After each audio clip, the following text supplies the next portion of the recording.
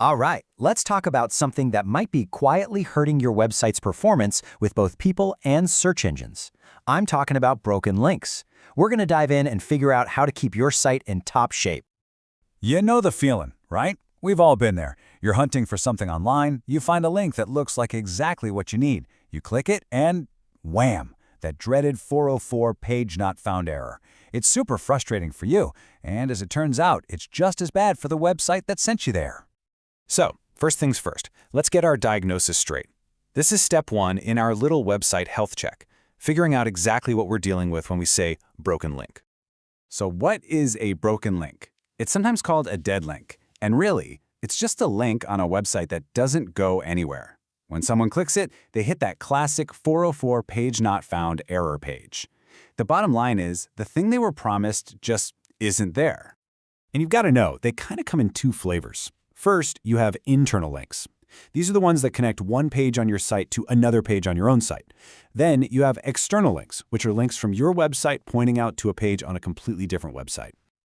Okay, so we know what they are, but so what? Why is this such a big deal? Let's get into the really important part, the serious negative impact these little errors can have on your whole online presence. First and foremost, you have to think about your visitors. Hitting a dead end is just a terrible user experience. It's jarring, it breaks that sense of trust, and honestly, most of the time, it just makes people give up and leave your site, and they're probably heading straight for one of your competitors. And that bad user experience, it sends a massive signal to search engines like Google. A website that's full of broken links just looks neglected or poorly maintained. And the result of that, your site can actually start to slide down in the search rankings, which makes it way harder for anyone new to even find you. Now, here's a slightly more technical reason, but stick with me because it's really important. Google uses these little bots, or crawlers, to explore your website and figure out what it's about. Well, Google only gives these crawlers a certain amount of time and energy to spend on your site. That's called your crawl budget. Every single time a crawler follows a broken link, it's wasting that precious budget on a dead end instead of finding your awesome, new, important content. Okay, I know, that all sounds pretty bad. But here's the good news. This is a totally fixable problem. So let's move on to the examination phase. How do you actually find these broken links that are hiding out on your site? Thankfully, you don't have to check every link by hand. There are some fantastic tools out there. The number one place to start for pretty much everyone is Google Search Console. It's completely free, and it'll show you the exact 404 errors Google's own crawlers are finding. If you want to go deeper, a tool like Screaming Frog is amazing for technical checkups. And then you have the big premium tools like Ahrefs and SEMrush, which are kind of the industry standard for pros. All right, you've run your tests, you've found the problems, now it's time for the treatment plan. Let's walk through the exact steps for fixing these links and getting your website back to 100% health. Now, the most important thing to get here is that how you fix a link completely depends on what kind of link it is. For those internal links on your own site, you're in the driver's seat. You have full control.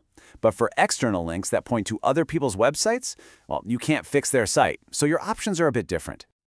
So let's talk about those internal links first. You've basically got three moves.